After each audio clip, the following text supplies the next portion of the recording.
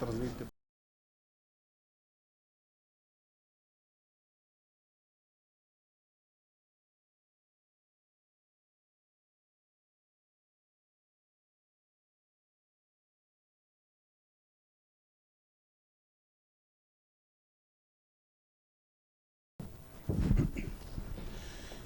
Buenas tardes a todos, gracias por su presencia, los inscritos y no inscritos a este seminario.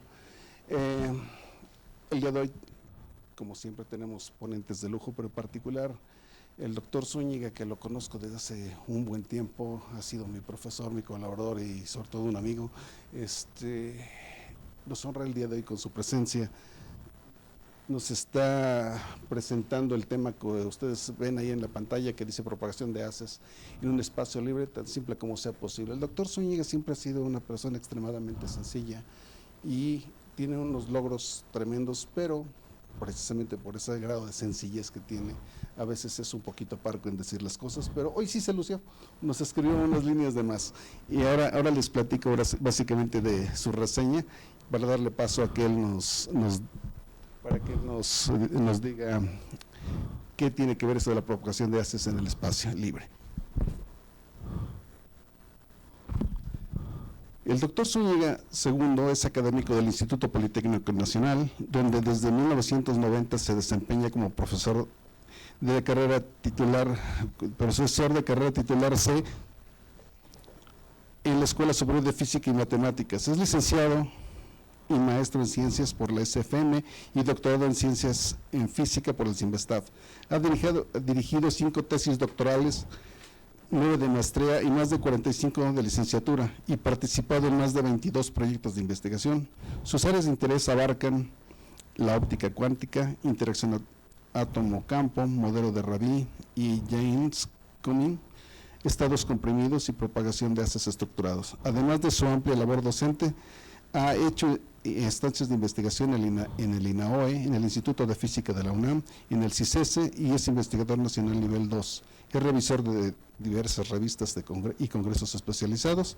Su producción científica, con un índice H de 11 y más de 440 citas en Google Scholar, incluye artículos influyentes como Generational Talbot-like Fields, corrígeme si lo pronuncio muy mal, muy bien. En Science Scientific Reports en el 21, Statical Mixture of Kaleidoscope States Interacting with the Two Levels Atom, Entropy and Purification en Photonics en el 23, y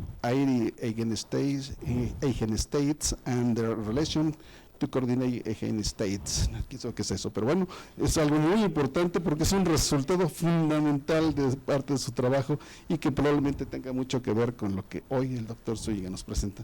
Les agradezco su presencia. Doctor, mil gracias por haber aceptado la plática más difícil en el sentido de conseguir un ponente para el seminario. Y él, sin problema, dijo, va, yo soy el primero. Arturo, mil gracias por estar aquí, te agradezco. Muchísimas gracias, gracias Daniel. Les agradezco a todos, como siempre, pues muy contento, no veo muchas caras conocidas y pues siempre me da mucha confianza y gusto estar aquí. Les quiero platicar un poco acerca de lo que hemos estado haciendo, pero más en el aula, ¿no? Como que está más enfocado hacia las clases que se dan en cuántica, en electrodinámica. Entonces es como una mezcla de las dos cosas. Entonces, como que hay unos resultados previos, pero luego no me gustan, pongo otros, ¿no? Pero lo que siempre me ha gustado es, bueno, ¿por qué hacer la cosa complicada, no? O sea, yo pienso que las cosas, si no se pueden explicar de manera simple, pues no se entienden, ¿no? Definitivamente no. Ese es mi pensar. O sea, las cosas deben de ser simples, ¿no? Y sencillas como para que se puedan adaptar, se puedan modificar, se puedan extender. Yo pienso que es una idea.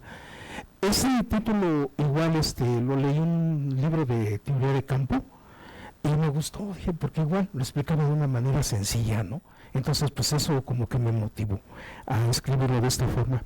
De los que hemos estado haciendo los artículos de investigación y digamos, la investigación, pues es Jorge Anaya y Héctor Moya, que es del INAOE. Anaya es aquí está en la escuela, en el posgrado, y un servidor de ustedes, compañeros. Entonces, si voy a avanzar un poquito rápido, si voy muy rápido, pues me dicen, por favor. Si hay algún error, pues también háganmelo saber, o sea, definitivamente para eso vengo, ¿no? También que me digan dónde están las cosas, ¿no? Bueno, entonces voy a hablar un poquito acerca de la propagación de las ondas en el vacío. Voy a definir mi índice de refracción.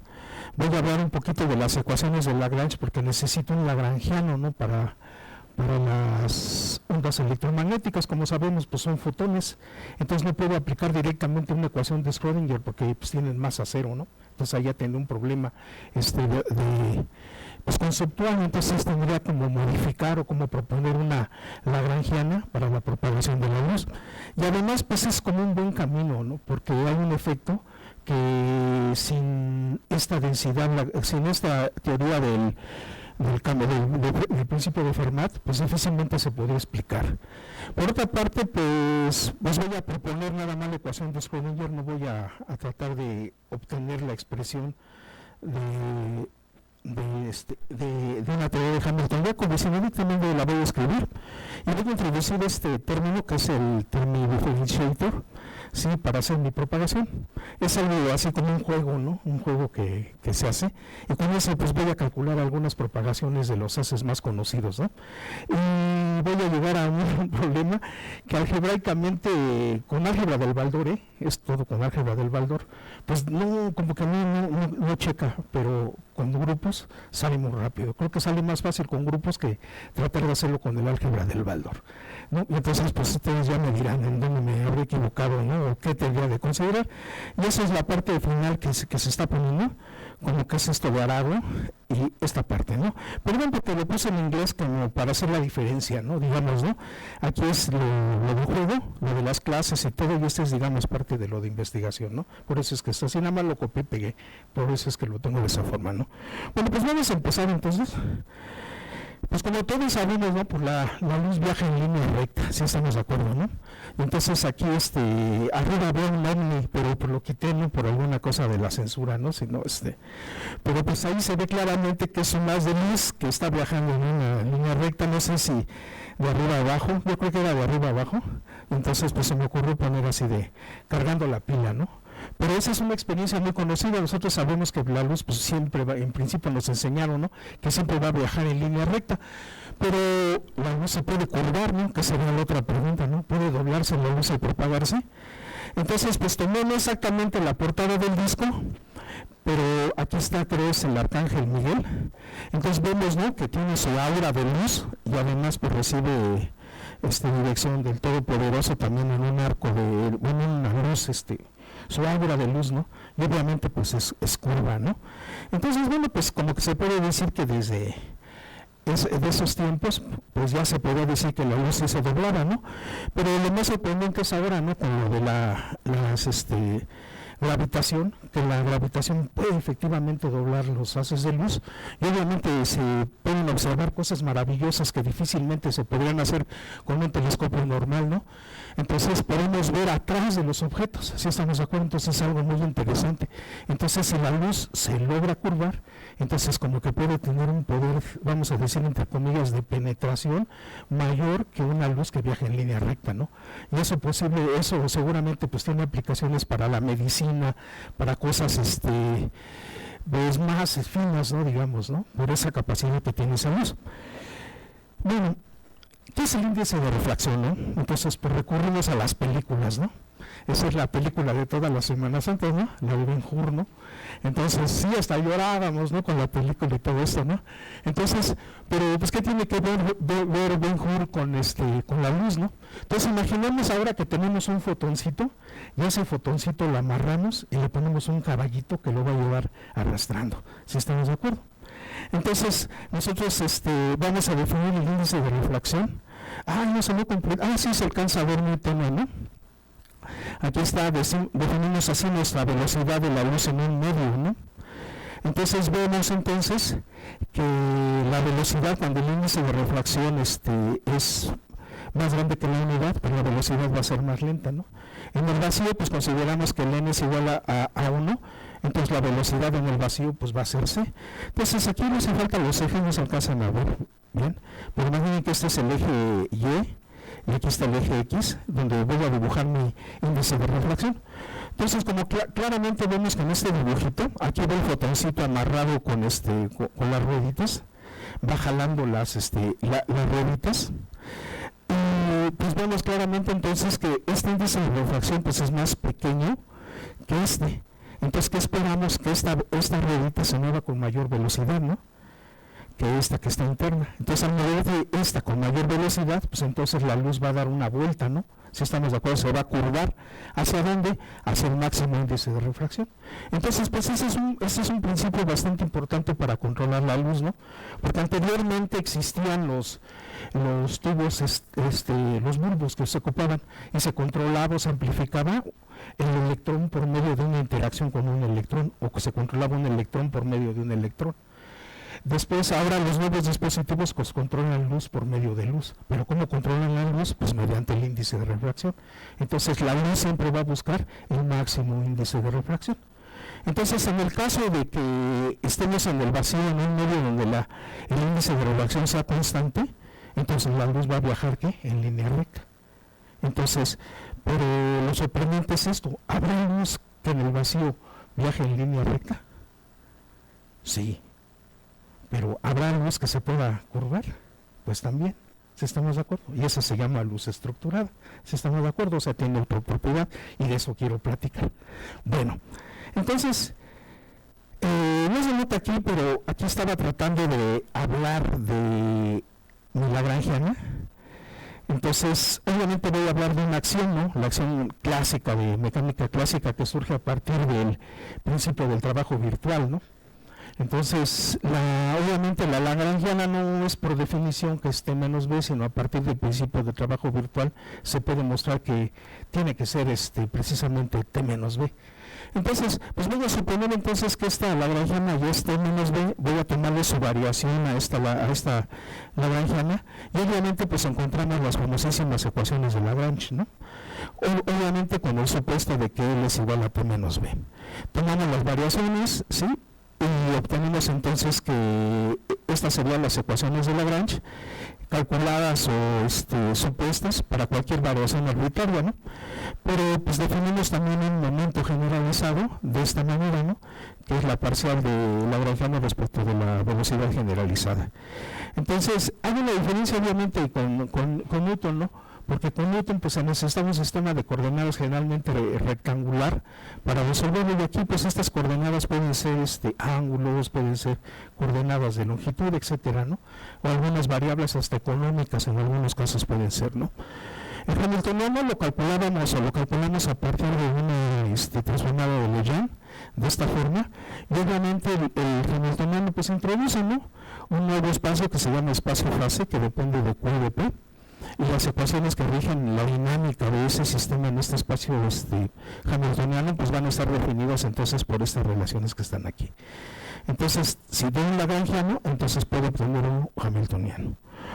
Bueno, el principio de Fermat me establece que esta longitud de camino óptico, un loco así para los amigos, es el tiempo mínimo que va a tardar de la luz de viajar del punto A al punto B. Este representaría el índice de refracción y la longitud de arco. Entonces, definido de esta forma. Si ustedes observan, pues ya no hay derivadas en el tiempo, ¿verdad? Como en el caso anterior del lagrangiano, que las ecuaciones dependían de ese tiempo o evolucionaban en el tiempo. Aquí nuestro AS nuestro campo inicial pues va a propagarse en la coordenada Z. Entonces el tiempo como que se reemplaza por Z. Por la coordenada Z. Defino mi lagrangiano de esta forma. Sí, aquí está mi lagrangiano. Puedo calcular el hamiltoniano por medio de la transformada de Legendre que estaba anteriormente, y voy a hacer uso de la aproximación paraxial. En la aproximación paraxial, ¿qué es lo que tenemos entonces? Pues tengo que los momentos, esos momentos generalizados, pues van a ser mucho menores que el índice de refracción. En el vacío, vamos a decir, y el índice de refracción lo vamos a ver como un índice de refracción superpuesto o modulado, vamos a decir, o modificado por un cambio en el índice de refracción, ¿no? Porque puede variar, ¿no? Podemos hacer esa consideración. Y pues vamos a considerar que esos cambios en el índice de refracción son muy pequeños, ¿no? Y es en concordancia con los resultados experimentales, ¿no? Porque las variaciones de los índices de refracción no son de 5 unidades, ¿no? Sino son cambios de 10 a la menos 6, 10 a la menos 3, es grandísimo. Y esos pequeños cambios por los dispositivos ópticos pues los detectan con mucha facilidad, ¿no?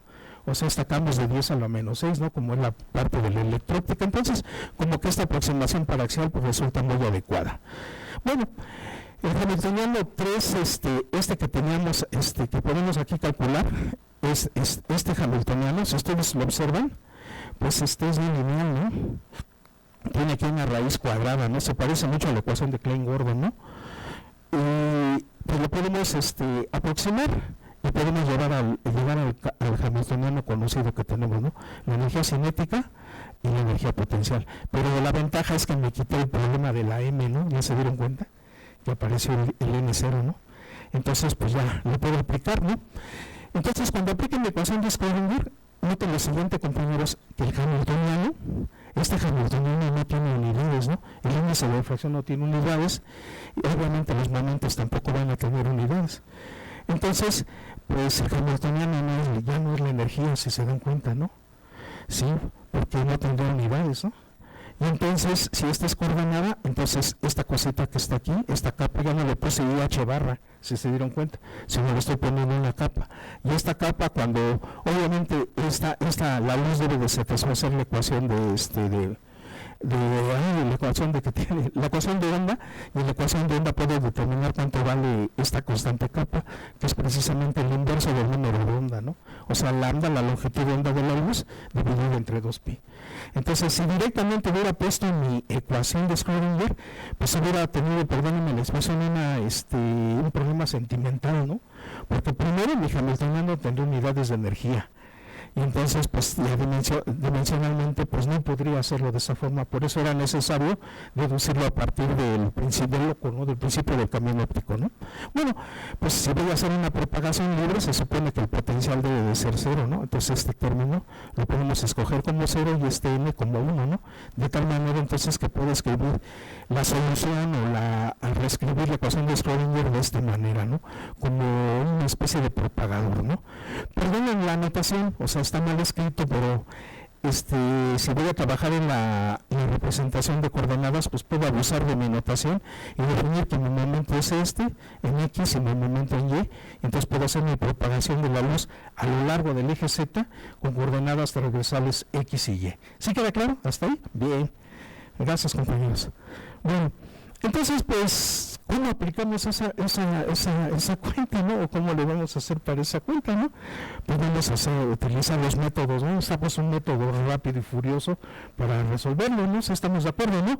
Para no meternos en tantos problemas con la cuántica, ¿no? Que al final lo vamos a tener que hacer, bueno, pero pues platicamos, ¿no? Rápido y furioso. ¿Cuál sería el método rápido y furioso para resolver? Bueno, entonces, tengo mi ecuación, tengo mi propagador, este es mi campo inicial, hago mi propagación, entonces voy a tener que calcular entonces una exponencial con derivadas, ¿sí? Entonces nos han enseñado a calcular, ¿no? Primera derivada, segunda derivada, derivada enésima, ¿no? Pero ¿cómo calculamos la derivada seno de algo, ¿no? O la senoderivada de algo, ¿no? O la exponencial, como en este caso de segundas derivadas, ¿no? ¿Cómo hacemos esa cuenta, no? ¿Sí estamos de acuerdo? Entonces, pues para hacer esa cuenta, pues vamos a usar el término differentiation, ¿no? ¿Sí estamos de acuerdo, no? Suena así muy redundante el nombre, ¿no? Pero pues sí funciona, ¿no? ¿Sí? Entonces, ¿en qué consiste este operador diferenciador de Fourier?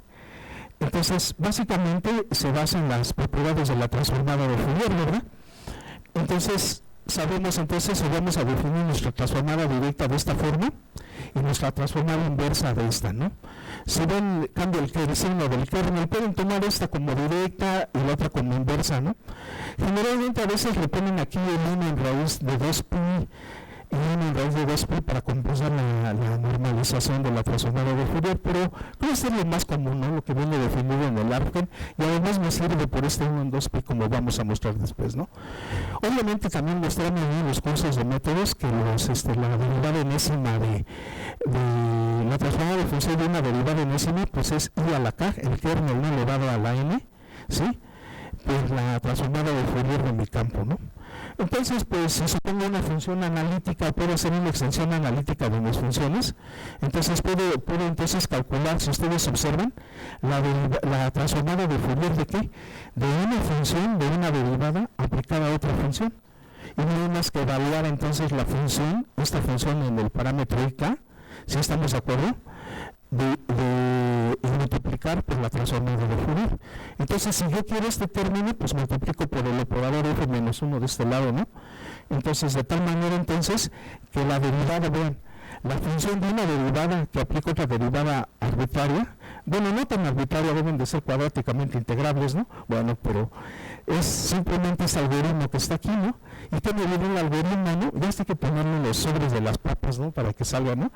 Entonces, ¿qué va a decir el algoritmo? Mira, pues no te preocupes, Arturo, mira, tómale la transformada de Fourier a tu campo, multiplica por la g de la derivada por única, y luego a este producto le tomas la transformada inversa. Y este sería el algoritmo, así muy simple, ¿no? Puedo calcular primera derivada, enésima derivada, lo que sea, si estamos de acuerdo, pero en principio es para funciones, ¿no? Bueno, entonces, si yo voy a calcular la propagación libre, ¿no?, de este campo, aquí está la segunda derivada. Entonces, ¿cuál va a ser la función de la derivada? Si ustedes observan, pues en lugar de la derivada le pongo x al cuadrado, ¿no? Y entonces, pues, este fue un trabajo que hicimos con Blanca. Y entonces, ese es básicamente el algoritmo. Y le llamamos el término differentiator, ¿no? Si estamos de acuerdo, ¿no? Porque es así muy rápido. En el fondo es un BPM, básicamente, ¿no? Un Baud propagation. Pero bueno, pues vamos a aplicar una función, ¿no? La famosísima función de Airy, ¿no, compañeros? Obviamente esta función de Airy, como lo observamos, pues es una función que no se puede normalizar, ¿no? Porque es oscilatoria, ¿no? O sea, no podemos normalizarla. Y está definida, si ustedes lo toman, qué curioso, ¿no? Que tiene el 1 en 2pi, ¿no? Por eso les decía que me convenía la definición, ¿no? Aunque no lo tenga, se puede hacer, no hay problema. Pero está definido en términos de quién, de la transformada de Fourier. Si estamos de acuerdo, la transformada de Fourier de la función de Airy es este término que está aquí. Con la exponencial aquí estoy tomando la transformada de Fourier. Y entonces, pues voy a aplicar mi algoritmo del término, el término differentiator, ¿no? Y entonces, ¿qué es lo que me dice? Pues el algoritmo era más fácil, ¿no? Dice, toma la transformada de Fourier, pero la transformada de Fourier ya me la regaló, ¿no? Aquí estoy haciendo, de hecho, la transformada inversa, ¿no? Esta es la transformada de Fourier, ya me lo regaló, pero multiplíquelo por este término, ¿no?, que habíamos puesto aquí, ¿no? Por este término que está aquí, ¿no? Pero es función de ¿qué? De ik. Entonces, si lo ven aquí, es la función, pero valor de ik. Si estamos hablando, pues salió el signo menos, ¿no? Y pues por una simple álgebra del valor completamos los términos cúbicos y quitamos los cuadráticos y obtenemos este resultado. Y este resultado es extremadamente importante, ¿no? Lo introdujo Berry, ¿no?, y Wallace en el 79, y muestra un haz que al propagarse no se dispersa. Entonces fue un resultado bastante importante y no viaja en línea recta. Si estamos de acuerdo, ¿cómo lo vamos a ver? Bueno, posteriormente, años después, Chingolini introdujeron un haz Airy. ¿Cuál es la diferencia? Que este haz, observen el Airy, esta es la función de Airy, que es oscilatoria, y al ponerle esta exponencial, pero van a ser cuadráticamente integrable, si estamos de acuerdo. Entonces, este ya es un haz con energía finita, si estamos de acuerdo. El otro haz es como la onda plana, ¿no?, de cuántica, ¿no?, que no se puede normalizar, porque pues no era infinito, ¿no? Y lo mismo esta, ¿no? Oscila indefinidamente en zetas negativos, en x negativos, perdón, y no es cuadráticamente integrable. Pero el Airy ya lo es, ¿no?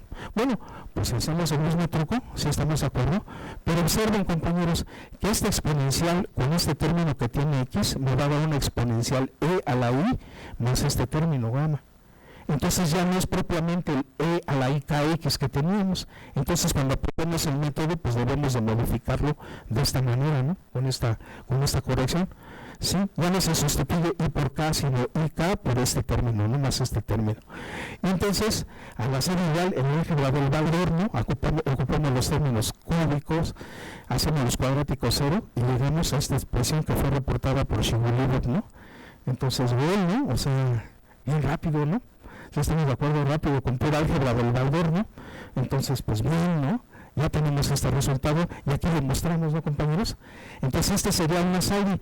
Observen que aquí estoy graficando el módulo al cuadrado, la intensidad, y vemos que este as de K y no, o sea, ya es cuadráticamente integrable, si estamos de acuerdo, pero que ya no viajó en línea recta, ¿sí lo ven? Entonces, y está en el vacío. Entonces un as que acá al propagarse, pues no viaja en línea recta. ¿Y cuál es su trayectoria? Pues es una trayectoria parabólica. ¿Se acuerdan del tiro parabólico? Entonces, pues eso es lo que tenemos a continuación, ¿no? Es el cañoncito, ¿no? Disparamos el cañoncito de manera horizontal o lo colocamos, entonces va a trazar una trayectoria parabólica, ¿no? Y es como si lo lanzáramos por aquí y traza esta trayectoria parabólica. Entonces, si ustedes recuerdan, las ecuaciones esas para aceleración constante eran tenían una aceleración con un medio de gt cuadrado, ¿se acuerdan, no?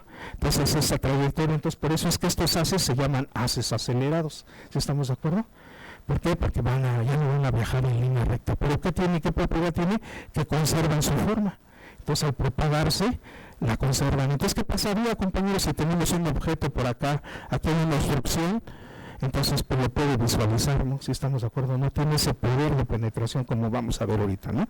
Bueno, ¿qué otro ejemplo podemos hacer? Uno que tenga integral, ¿no? Pues una aspersi, ¿no? Si estamos de acuerdo, ¿no? Es una aspersi. Entonces, observen, ¿no? Aquí está la transformada de Fourier. Aquí está un término con la inversa, perdón. Aquí está su transformada de Fourier, pero va a depender tanto de X como de Y. Sí, es una función entonces de dos variables y aquí lo dibujamos, ¿no? Entonces, parece como un pulpo, ¿no? Aquí están sus tentáculos y todo, entonces más o menos la idea. Entonces, estos, ellos hicieron, o la solución de propagación para los haces Persei se realizó 70 años después de que fueron introducidos matemáticamente los haces Persei. Entonces no era un problema del todo trivial para resolver, se nos llevó algún tiempo a hacer esta propagación. Entonces nosotros estamos graficando este as Persei por medio de este algoritmo que propusieron estos muchachos. Y aquí dibujamos ahora unas Persei de la misma manera en que lo hizo Shigulibov, ¿no? Vamos a poner entonces unos términos exponenciales que van a aplicar a unas Persei. Estos valores de x0 y y0 son como para normalizarlos, ¿no? Porque si ustedes notan, más bien para quitarle las unidades, ¿no? O sea, mi as va a depender tanto de x como de y. Pero si quiero que no dependa de estas coordenadas, pues tengo que dividir entre algunas constantes, ¿no? Y le llaman experimentalmente el x0 y y0, ¿no? A ese exponencial que se le agrega, para hacerlo cuadráticamente integrable, le llaman soporte gaussiano. Ya es también muy conocido de los ópticos. Shigulibov le puso un exponencial. Aquí está, como lo puso Shigulibov, también un exponencial. Pero porque esta X, observamos la de aire, está definida para los X negativos, entonces por eso le puso un exponencial con positivo, esta constante es positiva, ¿no? Entonces esta decae y hace que el as aire sea de energía finita, ¿no? Bueno, entonces teniendo en cuenta esto, aquí pues estoy dibujando algunos haces Persei, estoy viendo los de arriba, en términos de la gama, ¿no? Del soporte gaussiano, y entonces vemos que para soportes gaussianos muy pequeños, pues casi no cambia mi as, ¿no? Casi se puede decir que es el mismo, pero digamos para cambios de Newton, ¿no? Que son de 10 a la menos 2, entonces sí se alcanza a ver una diferencia. Entonces estos tendrían, digamos, son de energía finita todos, por eso se define mejor el as, ¿no? Entonces ver cómo lo propagamos, ¿no? O cómo hacemos la propagación para este as, ¿no? Bueno, entonces pues aplicamos el algoritmo, pero aquí hay un pequeño problema, compañeros, ¿no? Entonces voy a empezar a hacerlo con un as normal, ¿sí? O sea, le voy a quitar el soporte gaussiano y voy a propagar un Persei por medio de nuestro algoritmo, ese del differential terminator, porque tengo un problema en una factorización aquí algebraica. Hice un truco algebraico, pero no me gustó mucho. Pero daba el resultado, ¿no? Checaban, dije, bueno, pues suerte, ¿no? Y se reproducían algunos resultados, pero yo siento que no eran del todo correctos. Pero al quitarle el soporte gaussiano y hacer la propagación, pues es muy sencillo, ¿no? Entonces, no tengo una cosa importante que no puedo también aplicarlo de manera tan directa, porque los aspersores, vean, el X depende del IK, así como lo habíamos hecho con la transformada inversa, pero el Y depende de IK cuadrada. ¿Sí lo ven? O sea, ya se modificó, digamos, la transformada de Fourier. Entonces tengo que tener un poquito de cuidado para hacer esa cuenta. Y entonces, pues se resuelve sin problema, ¿no? Aquí está el del IK, entre 0, para este. Si toman la segunda derivada de si toman la segunda derivada respecto a X, va a bajar este término IKX0, que es el que está aquí, ¿no? Aquí está el menos. Si toman la segunda derivada respecto de Y, baja un K cuadrado con Y0, ¿no? Por eso va al cuadrado. Si lo ven, pues no es el mismo. Entonces, igual, juntando los términos cuadráticos, los de cuarto orden, pues llegamos a esta expresión, ¿no? Claro, hay que hacer un cambio de variable de integración aquí, pero llegamos a esta expresión. Y esta expresión está reportada en este artículo, ¿no? En un Optic Express, ¿no? Del 12. Entonces, vamos en un acto de fe, ¿no? Con el álgebra, ¿sí me creen? Pues voy a suponer que con el soporte gaussiano es esta expresión que está aquí. ¿Sí estamos de acuerdo? Esta expresioncita que está aquí es la misma que está aquí. Con un caso particular está esta, con estas constantes. ¿Sí están de acuerdo? Bueno, hacemos el acto de fe. Bien. Y eso fue lo que obtuvimos, pero luego no, como que no me gustó mucho. No, bueno, pero así pasa. Y aquí vamos a dibujar el asperse, ¿no? Los perfiles en 3 dimensiones.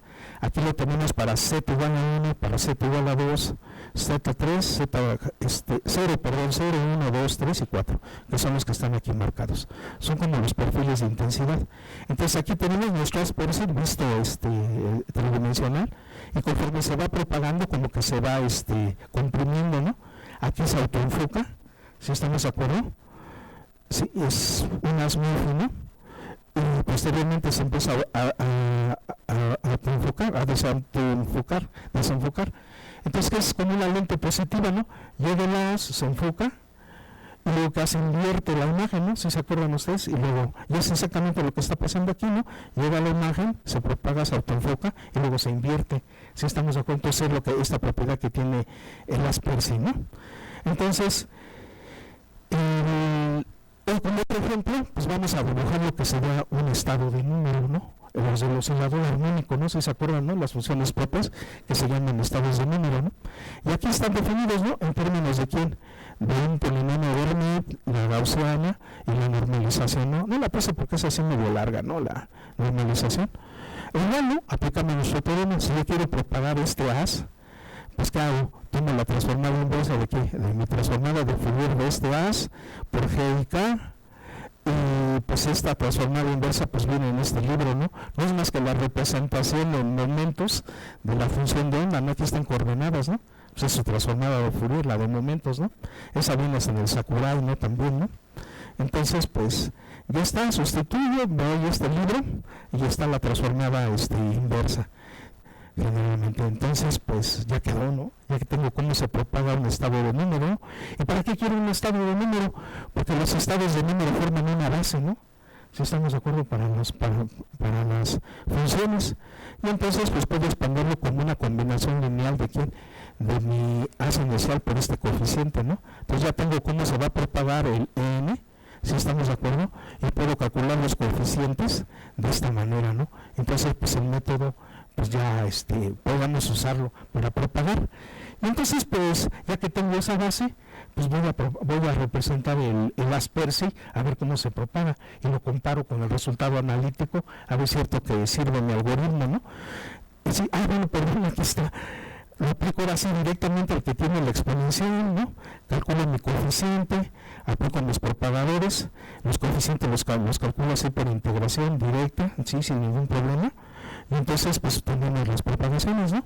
Este sería el resultado analítico y este sería el utilizado con los estados de número, ¿no?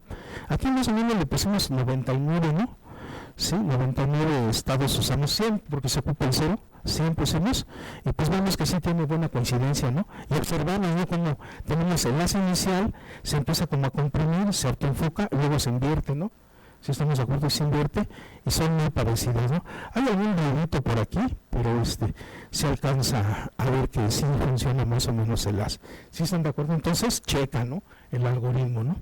Bien, entonces, pues, hay un fenómeno que se llama autorreconstrucción de la luz, ¿no? Entonces, sí conocen esta película, ¿no?, que se escribía y moría, pero pues aquí resucita, ¿sí estamos de acuerdo? O sea, revive la luz, ¿no? ¿Sí estamos de acuerdo, no? Y para eso pues usamos el algoritmo de los estados de número de la osciladora armónica, ¿no? Los podemos usar. Pero antes que nada, ¿cómo se propaga un láser? Yo pienso que esa es una pregunta bastante importante. Entonces sabemos que los láseres al propagarse, si estamos viendo es un puntito, ¿no? Pero los haces se autoenfocan en un punto, tienen un foco y luego se desenfocan. Entonces generalmente cuando tenemos los láseres estos están enfocados en esta región, o sea, estamos en esta parte central, si estamos de acuerdo, y se empieza a abrir el haz, ¿no? Por muy coherente que sea, siempre se abren, ¿no?, los haces, ¿no?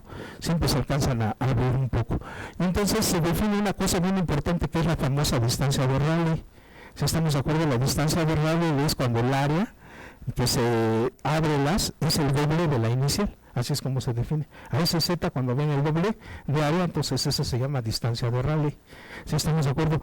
Y entonces, pues vamos a propagar un láser, ¿no? ¿Cómo se vería la propagación de un láser, no? Entonces, voy a ver una expresión, quiero nada más hacer un comentario aquí. El láser es el término con el n igual a 0. O sea, cuando este término inicia a 0. Entonces, sería 1. Sí, sería 1, la constante en 2pi, pero vean que este hace singular cuando z es igual a menos 1, si estamos de acuerdo, ¿no? Perdón, a menos 1, pero el z es imaginario, si estamos de acuerdo. Entonces, cuando esta singularidad sea imaginaria, es cuando se autoenfoca el haz. Es una de las propiedades, ¿no? Eso dicen los ópticos, ¿no? Cuando esta singularidad sea imaginaria, entonces se va a enfocar la luz. Y entonces, si ustedes observan, serían valor absoluto en z igual a 1, ¿no? Si estamos de acuerdo. Entonces, si vemos estas distancias, entonces son mucho menores que 1, ¿no? Entonces estamos en estas regiones, ¿no? Si estamos de acuerdo, ¿no? En esas regiones por aquí, ¿no? Entonces no va a cambiar mucho, porque para que se note el cambio, el z al menos debe de ser 1, si estamos de acuerdo, mayor, para que se note que el haz se está abriendo. Si estamos de acuerdo, entonces porque estamos en esta región, pues no se notan los cambios. Entonces por eso es que el haz prácticamente se ve que viaja así en línea recta, si estamos de acuerdo. Y el perfil de intensidades pues se vería como un punto, ¿no? Con un máximo de intensidad aquí y decae exponencialmente, sí, ¿no? Bueno, ¿qué pasa si a ese haz le ponemos una obstrucción? Que es precisamente un problema importantísimo en óptica, ¿no? El que demostró prácticamente la teoría ondulatoria de la luz, ¿no? Y ese fue el problema de Arago, ¿no? Si estamos de acuerdo. Pero allá en Francia hicieron hasta un concurso y precisamente lo ganó ¿cómo se llama? Ahorita me acuerdo, perdón, del nombre. Sí, Fresnel, ¿no? Fresnel fue el que lo ganó. Solo corríjanme, perdón. Entonces, ¿qué es lo que sucedía? Había una esfera que era de acero, ¿sí estamos de acuerdo? Y le hacían incidir luz. Entonces vamos a suponer que tenemos un haz de luz y le pongo la mano, que se va a ver en la sombra, por la mano, ¿no? Si estamos de acuerdo. Y entonces era lo que decía, si ponemos la luz, pues vamos a la bola esa de acero, pues vamos a ver un punto en la sombra, ¿no? Si estamos en un punto oscuro, pero ¿qué creen? Que no sucedía así, aparece un punto brillante. Y decían, no, y eso cómo sucedió. Y entonces pues lo sometieron al concurso, y aquí hizo la explicación. No, fue Young, creo que fue Young. Bueno, perdón. Y entonces ahí estaba el punto inicial, estaba el haz gaussiano inicial y estaba obstruido, perdón, ya ando adelantando la película. Aquí estaba obstruido por este punto. Y entonces, ¿qué hace al propagarse? Pues al propagarse empieza a haber interferencia en esta región, ¿no, compañeros? Aquí empieza a haber interferencia, ¿sí? Y se empieza a formar aquí estos círculos brillantes, vamos a decir, ¿no? O iluminados. Pues se empieza a definir mejor el puntito, ¿no? ¿Sí? Aquí empiezan a hacer, miren, el puntito. Aquí se ve una especie como de chipotito, ¿no? Y aquí se define mejor. Y posteriormente se define mejor, ¿no? Y se forma precisamente ese punto de brillante que experimentalmente habían observado, ¿no? Pero esto ya no se reconstruye el haz gaussiano, si se dan cuenta, ¿no? Entonces un haz gaussiano no se va a reconstruir, si estamos de acuerdo. Entonces, ¿qué hace? Se reconstruye, ¿no? ¿O qué hace? Se van a reconstruir. Bueno, pues vamos a suponer el aire, ¿no? El haz aire. Entonces, imaginen ustedes ahora que tenemos ese aire que inicialmente está obstruido, ¿no? Aquí le ponemos una barrera o algo, ¿no? Si este tiene una aplicación médica, por ejemplo, vamos a suponer que el paciente o el pacientito aquí tiene un pequeño tumor o algo. Entonces, este tumorcito, o si fuera una muestra de sólido o algo, pues está obstruida. Pero al propagarse, el haz ven que se reconstruye, ¿no? Se autorreconstruye. Obviamente ya no con la misma intensidad, porque aquí se perdió energía, ¿no? Pero tiene la misma forma. Y esto se llama el self-healing. O sea que la luz al propagarse se autorreconstruye.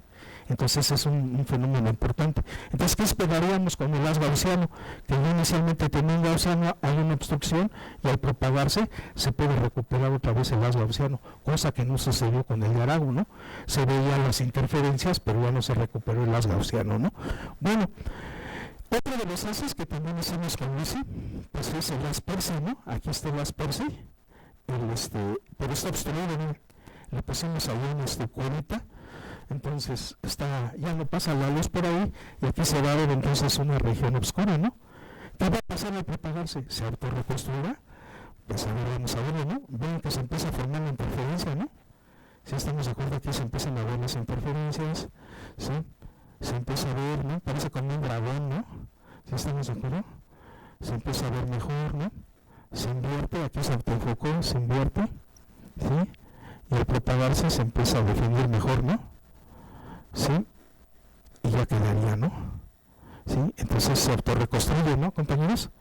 Entonces sí se recuperó, no totalmente, pero sí se ven definidas estas regiones, ¿no? Y bueno, y acá se ven otras cosas, ¿no? Entonces el self-healing es un proceso divino, ¿no, compañeros? Porque aquí se ve como un angelito, ¿no? Entonces, pues tiene origen divino, ¿no, compañero? Más que óptico, ¿no? Pero, ¿no? Entonces, pues ya está, ¿no? Entonces, ¿cómo resolvemos ahora al método rudo? Si estamos de acuerdo. O sea, el thermodifferentiator, pues, fue buena opción, pero pues como que debe de haber un método formal, ¿no? Vamos a decir, ¿no? ¿Cómo lo hacemos, no? Bueno, pues, como siempre, pues, o sea, hacemos uso del oscilador armónico, ¿no, compañeros? Entonces aquí está su Hamiltoniano, definimos los operadores de creación y aniquilación, ¿no? Lo definimos en términos del estado de número de fotones, vemos que es un problema de valores propios, estos se llaman estados de número, el Hamiltoniano lo podemos escribir así. Escribimos el estado base en la representación de coordenadas de esta forma, x0 es esta constante, es lo clásico, ¿no? H barra, ¿no? Y el estado de número de esta forma, ¿no? Los detalles aquí están en el Sakurai, ¿no? Si estamos de acuerdo, sin problema, ¿no? ¿Sí están de acuerdo? Ya algo que siempre hemos visto, ¿no? Bueno, hay la estructura, digamos, de la óptica cuántica, pues son los famosos estados coherentes y los estados comprimidos, ¿no? Es como el frame o el marco de trabajo, ¿no? Para la óptica cuántica. Un estado coherente, pues es de lo que ya estamos tan familiarizados, ¿no? Ya los venden en los semáforos, ¿no? Los láseres, ¿no? Y los estados comprimidos, bueno, tienen algunas propiedades, ambos satisfacen la relación de incertidumbre, pero estos estados comprimidos se pueden tener una incertidumbre menor, pero para ciertos tiempos, no de manera global, digamos. En determinados tiempos pueden tener incertidumbres por abajo de lo que marca el principio de incertidumbre. Entonces pueden usarse para espectroscopía, ¿no? Creo que los ocupaban para las ondas gravitacionales, ahí para la detección, ¿no? Para los detectores de las ondas gravitacionales. Bueno, ¿qué propiedades tienen los estados coherentes? ¿No? Las básicas, ¿no?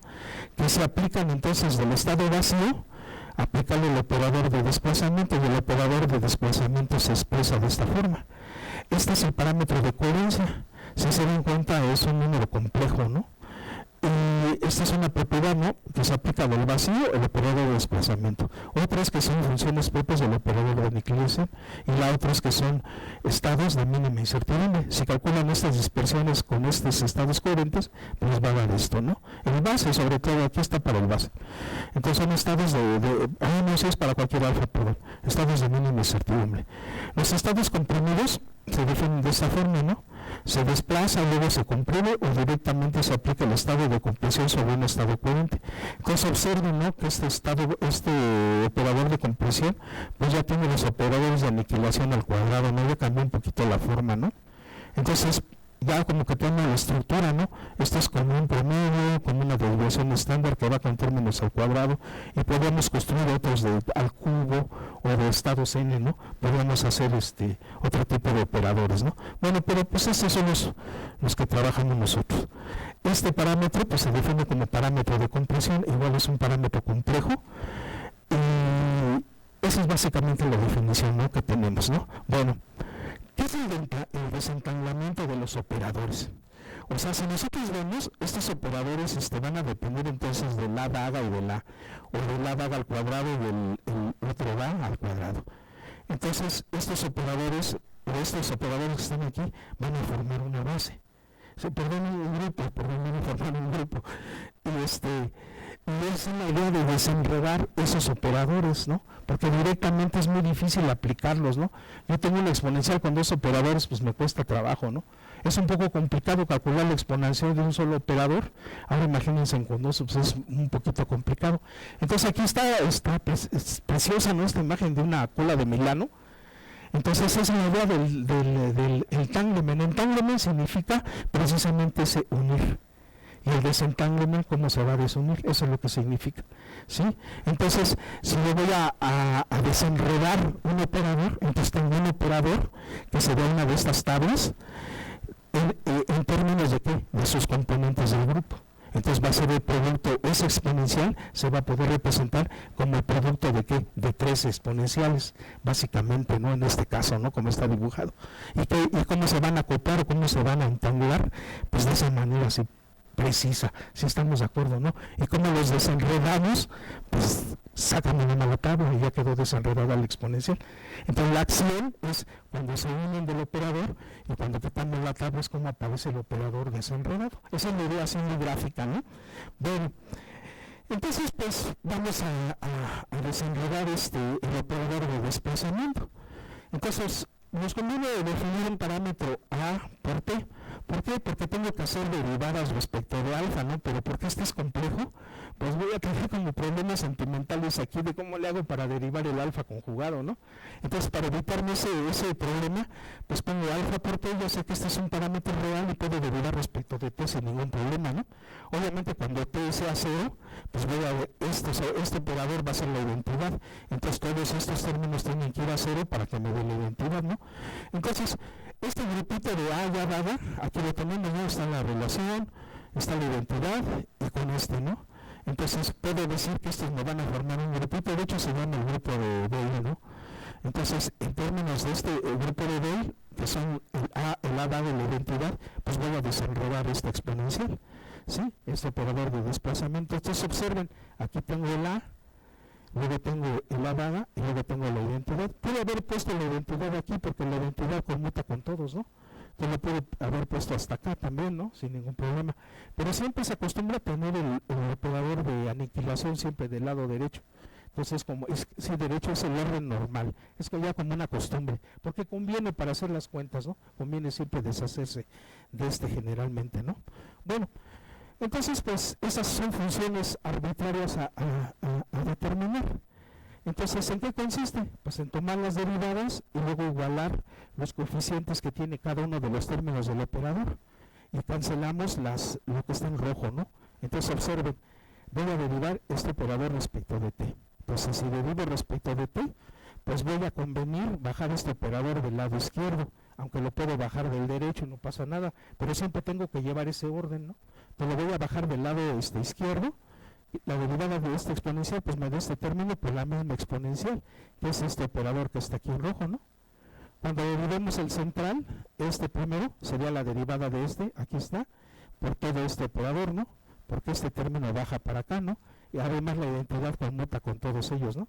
Entonces, cuando derivo el del centro, entonces lo puedo bajar, me baja este término, la derivada de g, por el a dada, si estamos de acuerdo, y va, porque conmuta con pues puedo agrupar también este término, ¿no? Pero no con porque ya no conmuta con ¿no? Entonces, al bajarlo me da la derivada Sí, pero tengo que agregarle o agregarle un 1, ¿no? Como todas las mejores demostraciones en cuántica, ¿no? Que se hacen agregando un 1, ¿no? Entonces agrego el 1 y ahora sí puedo cancelar este término que está en rojo y me va a quedar entonces una ecuación de coeficientes, ¿no? Si estamos de acuerdo con los operadores va a ser mucho más sencilla, o sea, me va a quedar esta ecuacióncita. ¿Y qué es lo que hacemos? Bueno, pues nada más igualo los términos, ¿no? Los que tengan A, daga, A y la identidad. Entonces, aquí me quedan estos operadores ensanguichados, ¿no? Este operador A con los A daga y menos G A daga, ¿no? Y pues ocupamos la relación de Hadamard, ¿no? Es un Taylor en realidad, ¿no? Este de hecho es el que define la introducción de las álgebras de Lie en mecánica cuántica, ¿no? En clásica, perdón, ¿no? Es la representación, pues muy sencillo, ¿no? Bueno, aplicando nuestra relación de Hadamard, ¿no? Conocemos las identidades y ahora sí podemos entonces resolver este sistema, ¿no? Igual este coeficiente, porque no tengo identidad aquí, sería 0, este con el alfa, este con el alfa conjugado, y obtengo entonces mis funciones incógnitas, ¿no? Que era la G, la H y la F, y lo puedo escribir de esta forma, sin ningún problema. Entonces observamos que cuando t tiende a 0, pues estas funciones tienden a 0 como habíamos pedido, ¿no? Como condición inicial, ¿no? Y entonces el operador de desplazamiento, pues ya lo podemos desenredar en este producto de estos operadores, ¿no?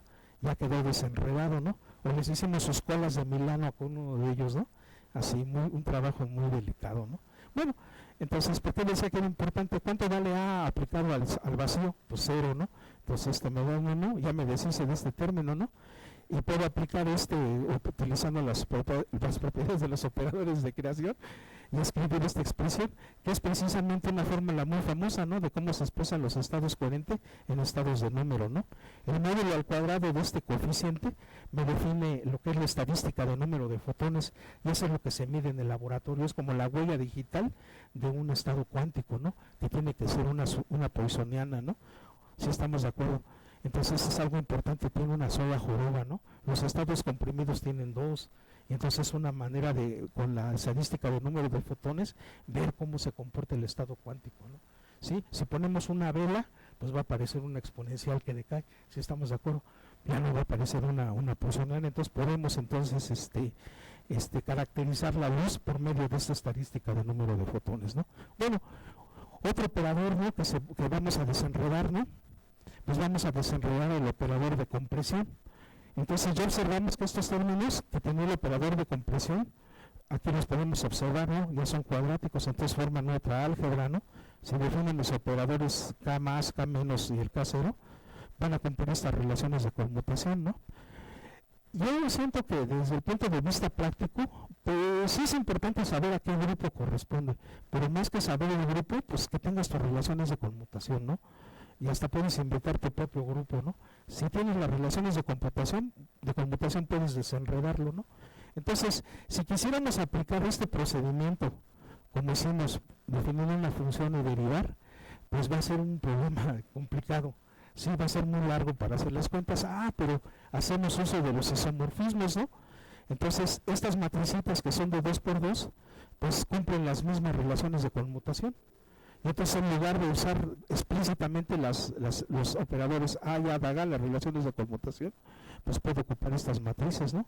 Y esto lo sugirieron estos muchachos, allá en el 80 y tantos. Entonces, pues es un método muy, muy, muy eficiente para hacer las cuentas, ¿no? Y entonces, vean cómo hacemos la exponencial, ¿no? Y déjenme nada más regresarme tantito, ¿no? Este cuadrático que está aquí corresponde al K más, ya lo ven, ¿no? Y este que tiene la equilibración al K menos, ¿no? Entonces se puede escribir de esta forma. Y en términos de matrices, pues lo podemos poner aquí, ¿no? Y sería la exponencial de esta matriz.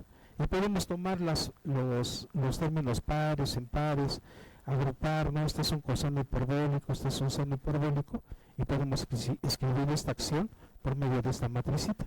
Y esa es una notación muy común, muy conocida, ¿no? Que el mu es el coseno hiperbólico del módulo del parámetro de compresión, y el mu es este término que está aquí. Entonces recupera lo que decía la literatura, ¿no?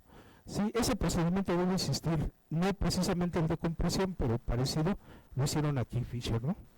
Sí, este es un problema propuesto en el libro de Agarwal de óptica cuántica, entonces por ahí también viene, ¿no?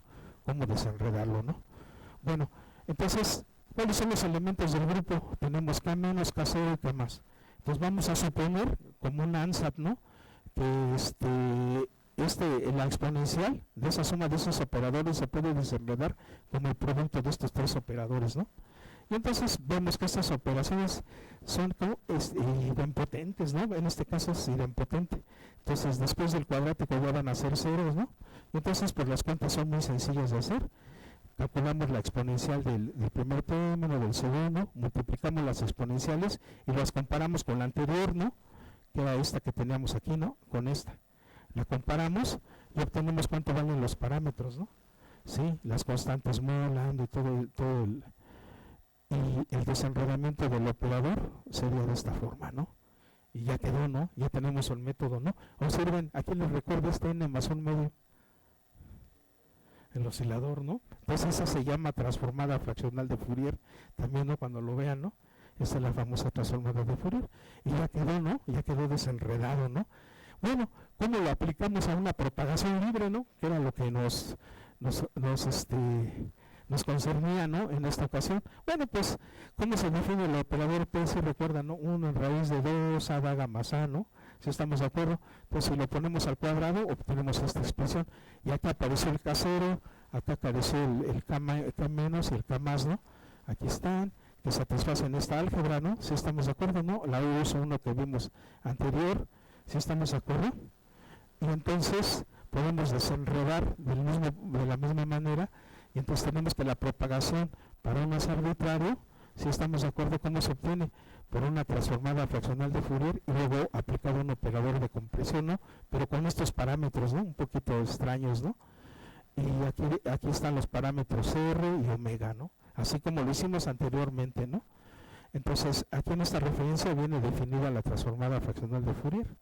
Y entonces, pues ya tengo mi algoritmo, ¿no? En la representación de coordenadas, ¿sí?, estaría representado así, le agrego la relación de completez de los estados de número, represento el estado inicial en estados de número y tengo como es mi propagador en la representación de coordenadas, ¿no?, que es esta expresión que está aquí, ¿no? Así está media agresiva, pero sí sale, ¿eh? Sí sale. De hecho está aquí en esta referencia, aquí también lo hicimos. Y pues esta formulita, ¿a quién se parece? Por lo que obtuvimos con el differential terminator, ¿no? Y nos evitamos todo el camino de los operadores de compresión, de desenredar, de todo, ¿no? Pues por eso les decía que era más simple, ¿no? Sí, bueno, pero aquí está, ¿no? Entonces, ¿cómo lo aplicamos ahora para el Pearson, ¿no? Bueno, pues vamos a tomar ventaja, ¿no?, de que están los cuadráticos, ¿no?, en la representación de coordenadas, o en general como operadores lo puedo escribir. Cuando lo represento en coordenadas recupero la X y la Y, lo aplico al Pearson, pero tengo una ventaja, ¿no?, de que aquí tengo un operador P cuadrada con un X cuadrada, ¿no? Entonces puedo definir esta álgebra, si estamos de acuerdo, que sería un grupo US2, ¿no? Difiere nada más en un signo con el S1 por ahí, ¿no? Bueno, pero hago el mismo procedimiento, ¿sí? Defino algunas matrices que satisfacen estas relaciones de conmutación, si estamos de acuerdo. Entonces voy a determinar estas constantes, ¿no?, las constantes que voy a poner, y aquí la tengo determinado. Tengo mi G, tengo mi H, y a quién se parece, compañeros, a que obtuvo el RIM, ¿no?, a la expresión que había puesto de acto de fe, ¿no? Si recuerdan ustedes, y aquí está determinada, ¿no? Y entonces, pues, en conclusión, entonces, ¿qué es lo que tenemos, no? Pues hemos presentado un método, ¿no?, digamos, pues directo, ¿no? Vamos a suponer, si quieres usar propagación de ondas en el curso de electrodinámica, pues ya tendrás que meterte a enseñar cuántica, ¿no?, para poder hacerlo. Entonces, por medio del differential terminator, entonces pues rápidamente podemos entonces hacer las cuentitas y mostrar cómo se propaga un láser, calcular propiedades de difracción, de interferencia, que se pudieran hacer de manera sencilla. Si ya se quiere formalizar, bueno, pues podríamos hacer un método por medio de álgebras, de operadores, para ayudarnos a entender, ¿no? Con esto se podrán entonces hacer hasta antenas cuánticas, ¿no?, porque el método es de propagación y se pueden proponer algunas estructuras, ¿no?, Pues no lo tengo bien estudiado, pero más o menos tengo algunas ideas, ¿no? De cómo se podría hacer. Entonces son cosas que, digamos, estamos como explorando para hacer, ¿no? No es el único haz, el PERSI, los AIRI, que hacen autorreconstrucción. Aquí están unos que se llaman Acermir, coseno, gaussiano. No son más que los estados de número multiplicados por un coseno. Si estamos de acuerdo, un coseno de KX. Entonces vemos que tienen una bonita estructura, ¿no? O sea, son haces con estructura, ¿no? Aquí se ven muy, muy bonitos estos haces. Y vean ustedes que tienen la propiedad de que se autoenfocan en regiones, ¿no? Sí. Entonces, por ejemplo, si lo ocupan para algún tratamiento, así, algo, pues podrían bien focalizar los láseres en ciertas regiones que sean de interés, ¿no?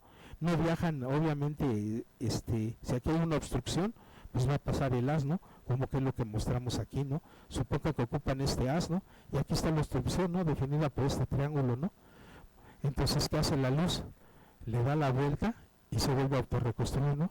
Valga la especie, vuelven a formar estas como bracitos que tiene, ¿no? Cuando ya no había luz aquí, ¿no? Pues este haz también se autorreconstruye, ¿no? Entonces, pues no son los únicos, sí hay muchísimos haces. Entonces, pues puedo concluir también, ¿no? Pues que se rompió ese mito, ¿no? De que la luz en el vacío viaja en línea recta, ¿no? La luz también puede hacer curva, ¿no? Y yo puedo controlar hacia dónde se va, hacia la derecha, o puedo controlar que no se vaya, ¿no? Con una superposición de haces, ¿no? Puedo suponer dos aires que compensen la desviación, ¿no? Entonces puedo hacer como un fuego y puedo controlar la luz para que se enfoque o no viaje, perdón, en una dirección o en otra dirección, no puedo hacerlo, ¿no? Entonces básicamente, ¿no? Lo que yo quería mostrarles, ¿no? Entonces, pues muchas gracias, ¿no, compañeros? Muchas gracias.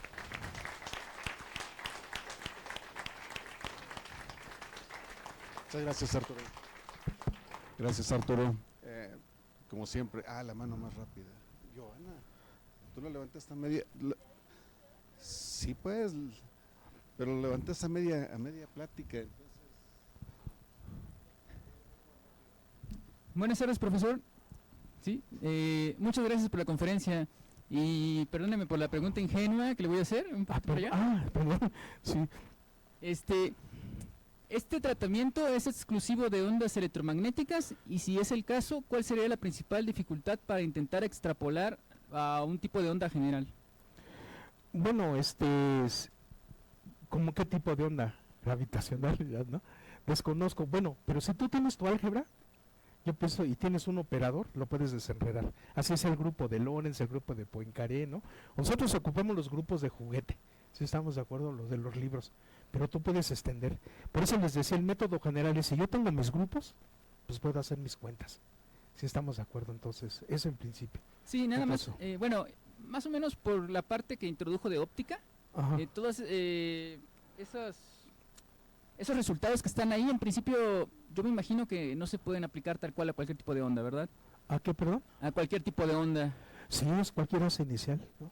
Cualquier hace inicial. Sí, el método es general.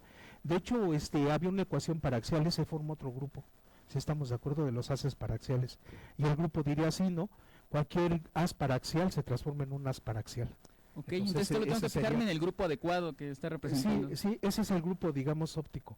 Pero en general sí se puede hacer, no nada más para cualquier haz arbitrario, ¿no? O sea, yo jugué con esos porque están en términos de transformadas de Fourier, ¿no? Digamos, el que estaba medio raro era el Percy, pero te digo, ahí hice un cuchareo, hice una aproximación como para mover la exponencial, ¿no? La pude mover del operador y luego apliqué el operador, ¿sí? Y daba, o sea, sí checaba, pero yo creo que ahí sí era mejor el método de grupos, ¿no? Así, porque claramente dio, o sea, sí, dio. Entonces fue mucha suerte a lo mejor, ¿no? Pero con álgebra del Baldor, acuérdense, era con álgebra del Baldor. Entonces tampoco se le podía exigir mucho, ¿no? Pero en principio con grupos sí hay que hacer unas cosas, ¿no? También bastante sencillo, ¿no? O sea, muy bonito además, ¿no? Como para un curso de cuántica y eso, ¿no? Para verlo, ¿no? O extender, pero yo siento eso, que si tú tienes tu operador, tengo mi grupo, pues no importa que sea de Lorentz, porque tengo mis relaciones de conmutación, si estamos de acuerdo. Entonces no sé cómo se trabaje, ¿no? Con relatividad o algo, ¿no? pero yo pienso que sí se podría hacer algo por ahí, ¿no? Muchas O sea, gracias. la mejor profesor. respuesta la tienes tú cuando hagas los cálculos, ¿no? Muchas gracias. No, gracias a ti. Buenas tardes, profe, gracias. Mi gracias. pregunta no es tan enfocada a su tema de álgebra, pero mencionaba que los haces iris se podrían usar en aplicación médica como para imagen, ¿no? ¿Sabes si existe algún estudio con Sí, estos sí hay. haces o Sí hay. es teórico o es práctico? Pues los haces AIRI son experimentales.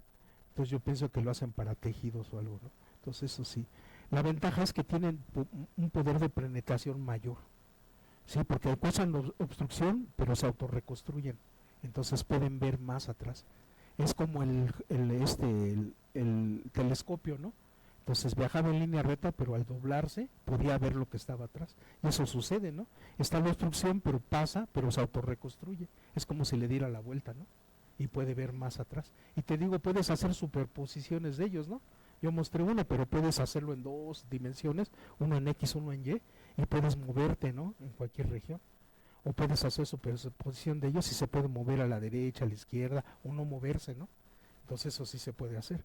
Pero sí son experimentales, o sea, los haces son experimentales.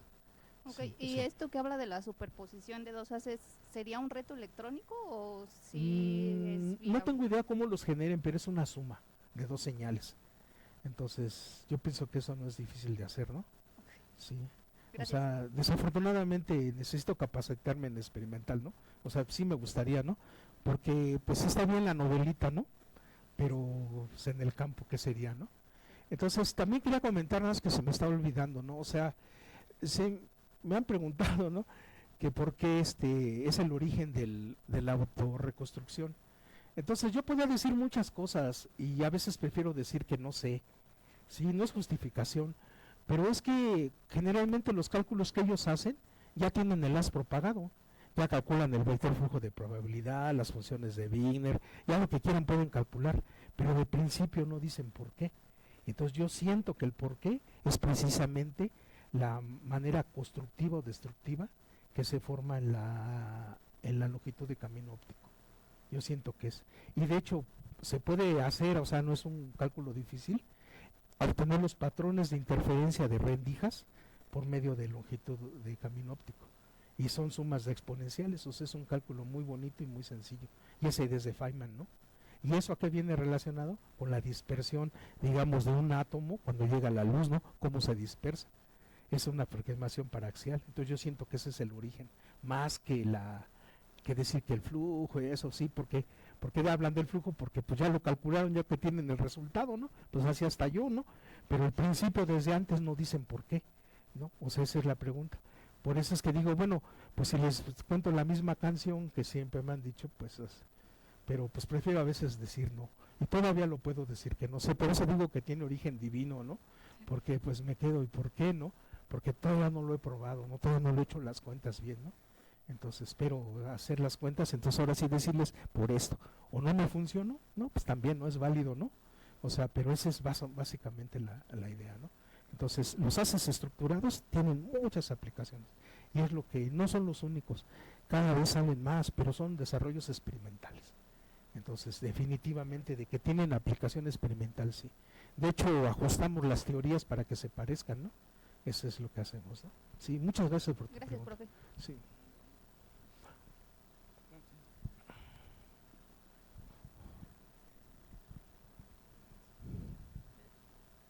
Buenas tardes. Hola, Gracias buenas por tardes. tu charla. Yo tengo Gracias. dos preguntitas. Sí. Al principio, como por la lámina 11-12, no recuerdo bien, Ujú. decía que la ecuación de Hamiltoniana que llegó no lo podía hacer a partir de Schrödinger, sino del principio de Fermat. Entonces eso me llama la atención porque hay alguna clase de problema con eso, contradicción, que no la podemos obtener de una manera pero solo de otra, o es simplemente un detalle. ¿A cuál, perdón, oiga? La siguiente. Ajá. Ujú. Decía que el hamiltoniano lo podría obtener del principio de Fermat, pero no por Schrödinger. No directamente, porque le quedaba sin unidades y de otra forma sí le quedaban unidades de energía. Ujú. Entonces me surgió la duda de si es algún problema, contradicción o es simplemente... No, sí hay un problema, porque si yo puedo aventurarme a decir, bueno, yo tengo la ecuación de Schrödinger con T, ¿no? ¿Pero puedo usar el pizarrón? ¿Sí? Entonces, sí, gracias. Entonces, por ejemplo, yo puedo decir, bueno, tengo mi hamiltoniano, tengo mi alfa y pongo aquí IH barra derivada en el T de este, ¿no? Aquí está mi ecuación de Schrödinger, ¿no? Entonces, pues se parece mucho, ¿no? Sí, pero esta tiene unidades de acción, ¿no? Es energía por tiempo, y con el tiempo, pues me da las unidades de energía, ¿no? Pero ese hamiltoniano óptico no tiene unidades, ¿no? O sea, está en términos de los índices de refracción, ¿no? Que no tienen unidades. Entonces, este no tiene unidades, ¿no? Y amén, ¿no? O sea, si yo escribo mi hamiltoniano, yo digo que mi hamiltoniano es entonces P cuadrado entre 2m, ¿no? Entonces estoy hablando de fotones, ¿qué masa le pongo? Entonces ahí tengo un problema, ¿qué masa uso si tienen masa cero, no? Entonces como que yo mismo me acorralo. Entonces por eso es que decidimos entonces pues hacerlo a través, ¿no? de una teoría ya conocida, ¿no? De Marcus, ¿no? Y entonces ahí sacó y empezamos a experimentar, pues de dónde proviene el hamiltoniano, pues de un principio variacional, ¿no? Pues cuál, el de óptica, camino óptico, ¿no? Y de ahí lo encontramos. Entonces encontramos precisamente que esta capa es esta constante. Y si checa usted, esta capa tiene unidades de longitud y longitud, entonces este no tiene unidades, que corresponde a lo que tenemos, ¿no? Esa fue la idea, ¿no? Para propagar, ¿no?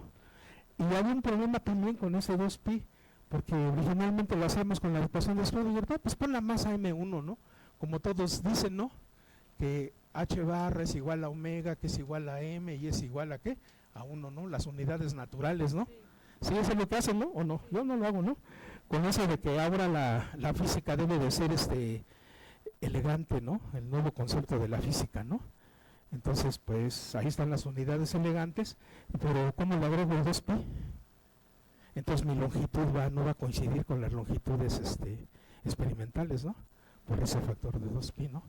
Sí, esa es la idea, ¿no? Los problemas que tuvimos, por eso decidimos que era conveniente hacerlo en términos de la longitud de camino óptico, y eso nos llevó a definir esa capa de esa forma. Sí, esa es la idea, ¿no? Sí, gracias. No sé, tengo otra pregunta. Sí, ya está ese detallito bastante curioso, ¿no? De Schrödinger. Sí, sobre todo por las unidades naturales, ¿no? Ajá. Sí, o sea, yo siento que eso no checa, ¿no? No checa, ¿no? Facilita las cuentas, pero yo siento que hay algo raro ahí, ¿no? Hay algo, ¿no? Sí, pero vuelvo a insistir, ¿no? Con ahora las nuevas tendencias desde la física, ¿no? De que debe ser elegante, ¿no? Bonita. Entonces, bueno, ahí sí no coincido, ¿no? Entonces, hasta el modelo estándar lo quieren modificar, ¿no? Para que sea elegante, ¿no? Entonces, no sé, ahí sí. Y es parte de eso, ¿no? Y usar MKS, ¿no? Esa es también otra de las cosas, ¿no? Bueno, pero así nos dio, ¿no? Tengo otra pequeña pregunta que está relacionada con lo que preguntaba mi compañero. Ajá. Sobre el método y los haces a lo que le aplicaron y todo eso. Entonces yo quería saber ese método estilo Terminator, ¿qué limitaciones tiene o solo lo pues aplicaron a sus haces de juguetes y no lo han pensado en otro tipo de... Bueno, la función debe ser cuadráticamente integrable, ¿no? Y pues ya le encontré un problema, ¿no? Por ejemplo, si yo tengo una derivada, por ejemplo, ¿no? Una derivada, tengo una exponencial aquí, ¿no? Y tengo otra función que depende de x. Obviamente esto es distinto de poner la exponencial y luego derivar, ¿no? O sea, tengo una parte, ¿no? Pero no está completa, ¿no? Tengo una parte, pero me hace falta la otra, ¿no? Y entonces si lo quisiera hacer con el método pues yo usé esta aproximación, ¿no? Entonces, pues me faltó un término, ¿no? Por eso les decía como que no sé por qué me chocó, por esas coincidencias, ¿no? Sí, a lo mejor me equivoqué en el álgebra y compensó el error, ¿no? No lo sé, pero sí daban los resultados, decía, pues es que era muy bonito, ¿no?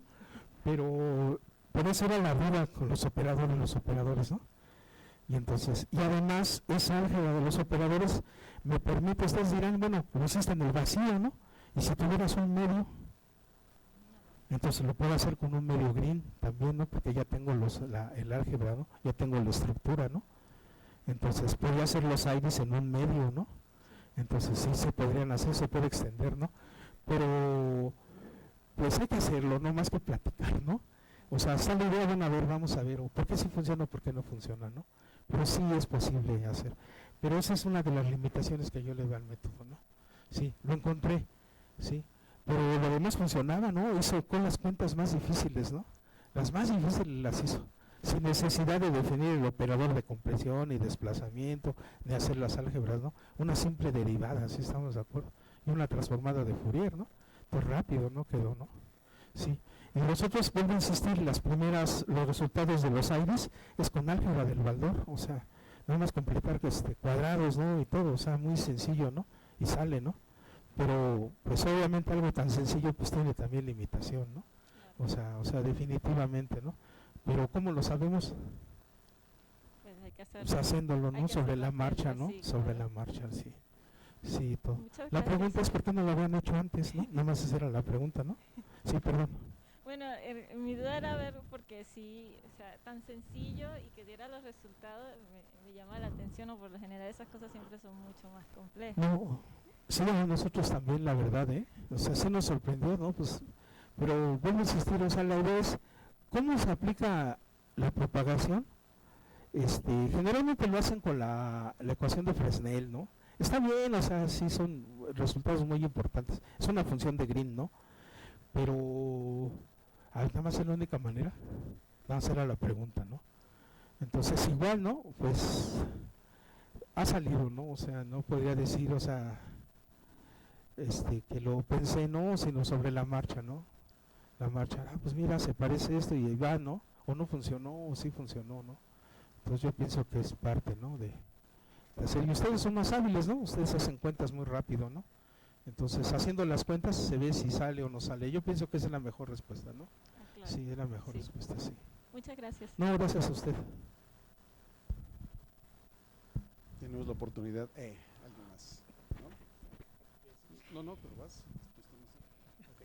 Todos van a preguntar. ¿Perdón? No, sí, por favor. Para eso vine. Primero que nada, muchas gracias, Doc. Sí, yo tengo gracias. una duda respecto a las aplicaciones biológicas. Bueno, sabemos que un haz normal gaussiano que se propaga en un medio turbio como el tejido biológico se dispersa mucho más, pierde coherencia, el punto focal se degrada, la energía se dispersa en diferentes direcciones, ¿no? Entonces, al utilizar un tipo de haz aire con esta autorreconstrucción, ¿qué implicaciones tiene? Distintas a un haz gaussiano, es decir, dentro de esta autorreconstrucción puede haber otro tipo de interferencias que presentan un fenómeno distinto, o cuál sería la diferencia principal, además de penetrar con mayor profundidad. Muchas gracias. Pues yo siento que la característica más importante es la autorreconstrucción, ¿no? O sea, difícilmente un haz gaussiano se va a reconstruir, ¿no? Y tú dirías, bueno, pues yo quiero que ese haz vaya en línea recta, ¿no? Que no se curve. Luego haces una superposición de dos aires, uno con más y menos, ¿no? Se llaman wavelets. Con los wavelets aire los puedes hacer y eso se va a propagar en línea recta, ¿no? Lo que sí no he hecho es probar si tiene autorreconstrucción. Entonces, pero pues yo supongo que sí, no, de hecho lo iba a programar, estaba como pensando, pero yo siento que la característica más importante es la autorreconstrucción. Yo siento que eso es, ¿no? O sea, otro efecto secundario no lo sé, ¿no? Por ahí yo conozco uno que era el de los que lo habían hecho en los laboratorios Bell, ¿no? La generación de segundo armónico. Entonces entraba la luz de un color y salía de otro, ¿no? O sea, se dobleteaba la frecuencia. Entonces en los resultados experimentales apareció un piquito. Y dijeron, bueno, pues ese piquito no sé de qué será, y se lo borraron. Entonces, y era precisamente la generación del segundo, la prueba experimental de la existencia del segundo armónico. Entonces, yo pienso que la respuesta sería más un experimento, ¿no? Sobre los experimentos para contestar. Por eso comentaba, ¿no? De que a mí me gustaría ser experimental, ¿no? O sea, porque sí está bien, ¿no? O sea, los cálculos, pero pues yo ya quiero ver algo que se mueva, ¿no? Algo que se mida, algo que se haga. Entonces yo pienso que esa es lo que me gustaría. Pero yo siento que esa respuesta sí sería de alguien experimental, ¿no? Sí, para no inventar cosas, ¿no? Mil disculpas, ¿no? Sí, mil disculpas, sí. Sí. Gracias por la plática, profesor. Disculpe, ¿cómo se comportan los haces curvados cuando chocan contra un espejo, por ejemplo? ¿Se regresan por el mismo camino por donde venían? No, yo o- pienso que hace la complementaria, ¿no? Ah, ok. Si llega así, sale así. Ok. Sí, también no lo he hecho, hay que simularlo, ¿no? Sí, hay que simularlo, ¿no? Sí, no, gracias por la pregunta. Yo siento eso que haría así y luego saldría así. Ok. Sí. Muchas gracias. No, gracias a ti, sí.